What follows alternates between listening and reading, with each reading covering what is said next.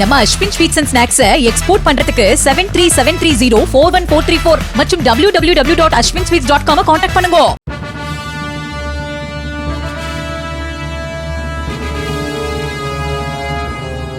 சட்டப்பேரவை தேர்தலில் முதல் முறை களம் காணும் தாவேக்க 15% மேல் வாக்குகளை பெற்றால் தமிழக அரசியல் களத்தில் பல திருப்பங்கள் நிகழக்கூடும் என அரசியல் விமர்சகர்கள் கருத்து தெரிவித்துள்ளனர். தேர்தல் நாள் நெருங்கியுள்ள நிலையில் அடுத்தடுத்து வெளியாகும் கருத்து கணிப்புகளால் தாவேக்கவின் தாக்கம் குறித்த எதிர்பார்ப்புகள் அதிகரித்துள்ளன.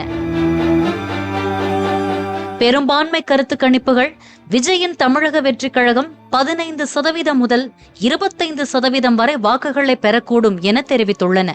சில கருத்து கணிப்புகளில் தாவேக்க ஓரிரு தொகுதிகளில் வெற்றியை உறுதி செய்ய வாய்ப்புள்ளதாகவும் தகவல் வெளியாகியுள்ளது. மதிமுக, தேமுதிக போன்ற கட்சிகள் தமிழக அரசியல் களத்தில் மூன்றாவது அணியாக உருவாகி முதல் முறை தேர்தலை சந்தித்த போது பெற்ற வாக்குகளை காட்டிலும் விஜய் பெறும் வாக்குகள் கூடுதலாக இருக்கக்கூடும் என எதிர்பார்க்கப்படுகிறது. மறைந்த முன்னாள் முதலமைச்சர்கள் திரு கருணாநிதி, செல்வி ஜெயலலிதா காலத்திலேயே ஒரு மாற்று அரசியலை முன்னெடுக்க வந்த விஜயகாந்த் அவர்கள் ஒரு பெரிய தாக்கத்தை உருவாக்குவார், மாற்றத்தை கொண்டு வருவார், ஆட்சி அதிகாரத்திற்கு வருவாருங்கிற பார்வை இருந்தது. ஆனாலும் அவருமே அதிகபட்சம் ஒரு 12-13% வரைக்கும் தான் வாக்கு பெற முடிஞ்சது.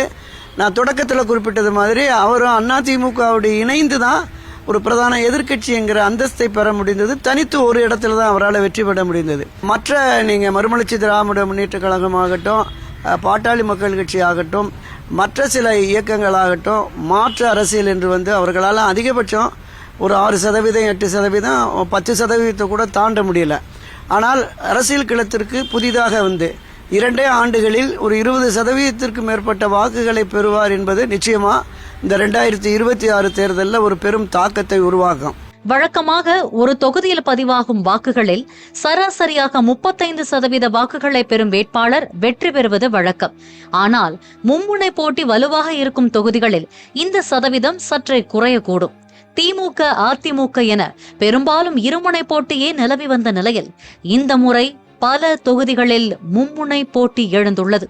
இது வெற்றியாளர்களுக்கான வாக்கு சதவீதத்தை 30% வரை குறைக்கக்கூடும் என்கின்றனர் அரசியல் பார்வையாளர்கள். 18-20% வாக்கு என்பது இந்த தேர்தல் முடிவை மாற்றி போடக்கூடிய வாக்குகள் அப்படின்னு தான் நம்ம பார்க்கிறோம்.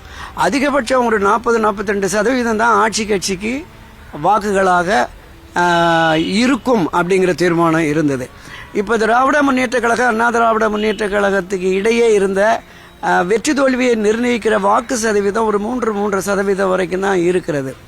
அப்போ இந்த நிலையில் இடையிலே வருகிற விஜய் இந்த அளவிற்கு வாக்குகளை பிரிக்கிறார் என்றால் இது யாருடைய வாக்கை சேதப்படுத்தும், யாருடைய வெற்றியை பாதிக்கும் அப்படின்னு பார்க்கலாம். பிரதான திராவிட கட்சிகளாகட்டும், மற்ற அரசியல் கட்சிகளாகட்டும் ஆட்களை சேர்ப்பார்கள். அதுதான் நம்ம பார்த்துருக்குறோம். அவர்களே ஆட்களை அழைத்து வந்து அவங்களுக்கு மற்ற விஷயங்களை பண்ணி அந்த கூட்டத்தை சேர்க்கிற நிலை விஜய் கட்சியில் இல்லை. அதுதான் எத்தனை வெயில் இருந்தாலும், எவ்வளவு கட்டுப்பாடுகள் இருந்தாலும் அதையும் மீறி கூட்டம் வருகிறது. காவல்துறை எங்களால் கட்டுப்படுத்த முடியவில்லைன்னு 4-5 இடங்களில் ரத்து பண்ணுறாங்க. காவல்துறையால் கட்டுப்படுத்த முடியவில்லாத இடத்துல நாங்கள் எப்படி போகிறதுன்னு இவருமே 2-3 இடங்களில் விஜயுமே ரத்து பண்ணுகிறார். இப்போ அந்த அளவிற்கான இந்த கூட்டம் என்பது வாக்குகளாக வருகிற பொழுது நிச்சயமாக ஒரு மாற்றம் உருவாகும் என்று தான் நான் கருதுகிறேன். நாம் தமிழர் கட்சியும் சில தொகுதிகளில் கணிசமான வாக்குகளை பெற வாய்ப்பு உள்ளதால் அதுபோன்ற தொகுதிகளில் தாவேக்க 25%க்கும் சற்று கூடுதலான வாக்குகளை பெற்றாலே வெற்றி பெற முனைப்பு காட்டக்கூடும் என எதிர்பார்க்கப்படுகிறது. கருத்து கணிப்புகள் மூலம் தமிழக அரசியல் களத்தில் மூன்றாவது அணி குறித்த எதிர்பார்ப்பை பெரிய அளவில் விதைத்துள்ள விஜய் இந்த தேர்தலில் உண்மையான கேம் சேஞ்சராக இருப்பாரா என்பது மே 4 தெரியவரும். நம்ம Ashwin sweets and snacks export பண்றதுக்கு 7373041434 மற்றும் www.ashwinsweets.com கான்டாக்ட் பண்ணுங்க.